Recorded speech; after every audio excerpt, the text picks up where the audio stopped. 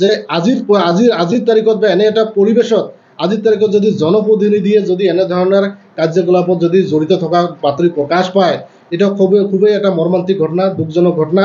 সেইকাৰণে আমি দাবী উত্থাপন কৰিছোঁ অসমৰ মাননীয় মুখ্যমন্ত্ৰী হিমন্ত বিশ্ব শৰ্মা ডাঙৰীয়াক, আমাৰ BTR চৰকাৰৰ প্ৰধান প্ৰমোদ বড়ো ডাঙৰীয়াক আৰু ৰাজ্যিক BJP সভাপতি আমাৰ ভৱেশ কলিতা ডাঙৰীয়াক আমি আহ্বান কৰিছোঁ যে সঠিককৈ তদন্ত কৰি যে একচুৱেলি ঘটনাটো কি হৈছে, যদি সঁচাকৈ কিবা এটা মানে জড়িত আছে, নিশ্চয় ইয়াত মানে বিহিত ব্যৱস্থা লোৱাৰ কাৰণে আমি আহ্বান কৰিছোঁ। আৰু আপোনালোকে জানে যে ইয়াৰ কমতাপুৰ যি আমাৰ মানে কাউন্সিল, যি আমাৰ KAC গঠন কৰি দিছিল BJP চৰকাৰখনে, তাতে কিন্তু যি আমাৰ গকুল বৰ্মাৰ নাম যি মানে সাঙুৰ খাইছিল, যি আমাৰ নিৰ্যাতন বা যি ধৰণে সাঙুৰ খাই মিডিয়াত প্ৰকাশ পাইছিল যে গকুল বৰ্মা ডাঙৰীয়াই কিবা মানে নাৰী নিৰ্যাতনৰ লগত জড়িত, কিন্তু তাতে কোনো ধৰণৰ প্ৰমাণ পাতি নাছিল। কিন্তু অসমৰ মাননীয় মুখ্যমন্ত্ৰী ডাঙৰীয়াই তেখেতে নিজেই আগভাগ লৈ লাষ্টত কিন্তু বস্তুখিনি এটা উচিত পৰ্যায় চিন্তা চৰ্চা কৰি কিন্তু এটা বিহিত ব্যৱস্থা লৈছিল। লাষ্ট পৰ্যায়ত যি আমাৰ প্ৰাক্তন চিফ গকুল বৰ্মা ডাঙৰীয়াই তেখেতক কিন্তু মানে পদ অব্যাহতি দিয়াৰ কাৰণে নিৰ্দেশ দিছিল।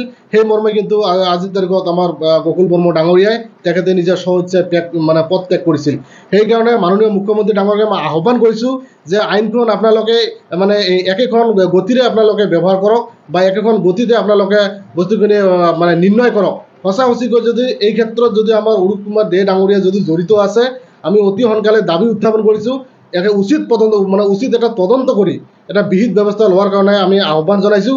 আৰু যদি প্ৰমোদ বড়ো ডাঙৰীয়াই ভৱেশ কলিতা ডাঙৰীয়া আৰু অসমৰ মাননীয় মুখ্যমন্ত্ৰী হিমন্ত বিশ্ব ডাঙৰীয়াই যদি ইয়াত যদি বিহিত ব্যৱস্থা নলয়, কিন্তু আমি এটা সময়ত আন্দোলনৰ আমি গঢ়ি তোলাৰ কাৰণে বাধ্য হ'ম। কাৰণ আজিৰ তাৰিখত মানে জনসাধাৰণক আজি পুলিচে বা প্ৰশাসনিক বিভাগে যি ধৰণে সুৰক্ষা প্ৰদান কৰে, কিন্তু ইয়াৰ প্ৰতিনিধিয়ে কিন্তু মানে একে দায়িত্ব থাকে। আজিৰ তাৰিখত জনসাধাৰণৰ যদি প্ৰতিনিধিৰ ওচৰত যদি কোনো ধৰণৰ মানে এটা ছেফগাৰ্ড ফিল নকৰে, তেতিয়াহ'লে ইয়াতকৈ আৰু মানে দুখজনক হ'ব নোৱাৰে।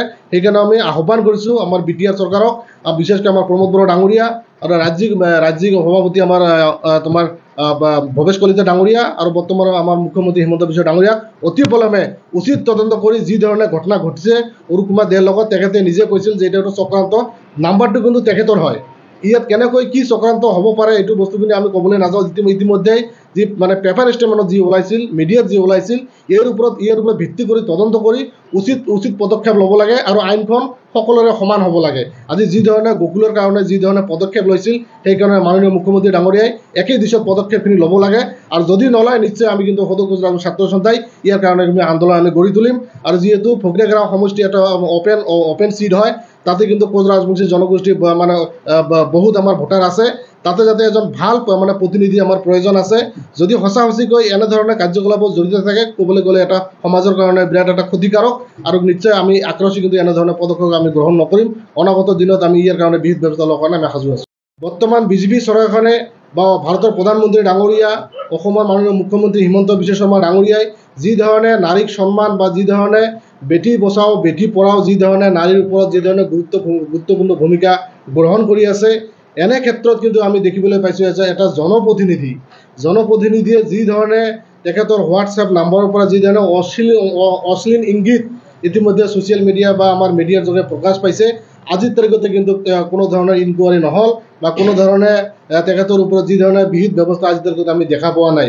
সেইকাৰণে আমাৰ অসমৰ মাননীয় মুখ্যমন্ত্ৰী ডাঙৰীয়া, বিশেষকৈ আমাৰ BTR চৰকাৰৰ প্ৰমোদ বড়ো ডাঙৰীয়া, যি আমাৰ বৰ্তমান আমাৰ BTR চৰকাৰৰ যি আমাৰ প্ৰধান প্ৰমোদ বড়ো ডাঙৰীয়া, আৰু বিশেষকৈ অসম ৰাজ্যিক যি আমাৰ BJP সভাপতি ভৱেশ কলিতা ডাঙৰীয়াক আমি আহ্বান কৰিছোঁ সদৌ কোচ ৰাজবংশী ছাত্ৰ সন্থাই, যে বিশেষকৈ যি আপোনালোকে জনপ্ৰতিনিধি হিচাপত আপোনালোকে চিলেকশ্যন কৰি নিৰ্বাচনত যে মানে জয়যুক্ত হৈ আজিৰ তাৰিখত এজন প্ৰভাৱশালী EM, এই ক্ষেত্ৰত যদি এনেধৰণৰ যদি অভিযোগ উত্থাপন হৈছে যে এটা মেছেজ যোগে এটা ক'বলৈ গ'লে এটা মানে সৰু ছোৱালীৰ লগত যি ধৰণে মেছেজ পোৱা গৈছে বা মেছেজ ভাইৰেল যোগে স্ক্ৰীনশ্বটৰ যোগেদি যি ধৰণে ভাইৰেল হৈছে, এই ক্ষেত্ৰত কিন্তু আজি অসম চৰকাৰৰ মাননীয় মুখ্যমন্ত্ৰী হিমন্ত বিশ্ব শৰ্মা ডাঙৰীয়াই তেখেতে কোনো ধৰণৰ আমি বক্তব্য দেখিবলৈ পোৱা নাই।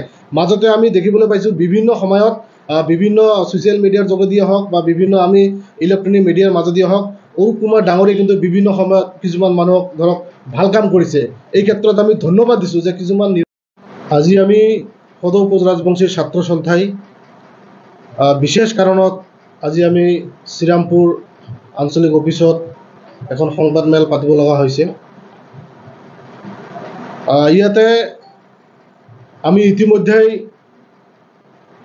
বিভিন্ন সময়ত বিভিন্ন সমস্যাত আমি সদৌ কোচ ৰাজবংশী ছাত্ৰ সন্থাই আমি অন্যায়ৰ বিৰুদ্ধে মাত মাতি আহিছিলোঁ। যোৱা দিনবোৰতো আমি বিভিন্ন কাৰ্যসূচী হাতত লৈছিলোঁ।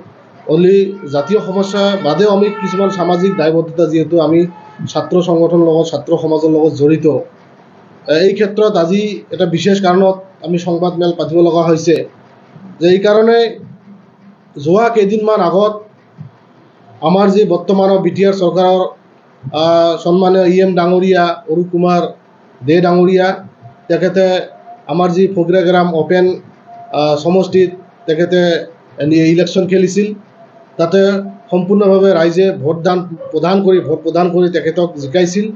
তেখেতে আজি আমাৰ BTR চৰকাৰৰ এটা প্ৰভাৱশালী EM, বৰ্তমান কিন্তু তেখেতে BJP চৰকাৰৰ EM হয়। কিন্তু আমি যোৱা কেইদিনমান আগত আমি দেখিবলৈ পাইছিলোঁ বিভিন্ন ছ'চিয়েল মিডিয়া হওক বা ইলেক্ট্ৰনিক মিডিয়া হওক বা পেপাৰ মিডিয়া হওক, তেখেতৰ যি ধৰণে এটা অভিযোগ বা যি ধৰণে তেখেতে নিজৰ হোৱাটছএপ নাম্বাৰ দি মানে সৰু এটা ছোৱালী ক'বলৈ গ'লে তেখেতৰ নামত এটা অশ্লীল মানে হোৱাটছএপ মেছেজ যোগে এটা বাৰ্তা, অশ্লীল বাৰ্তা ইংগিত মানে অভিযোগৰ উত্থাপন হৈছিল বা প্ৰকাশ পাইছিল মিডিয়া জগত। কিন্তু সেই ক্ষেত্ৰত আমি সদৌ কোচ ৰাজবংশী ছাত্ৰ সন্থাই আমি দুখ প্ৰকাশ কৰিছোঁ। আমি নিন্দা আৰু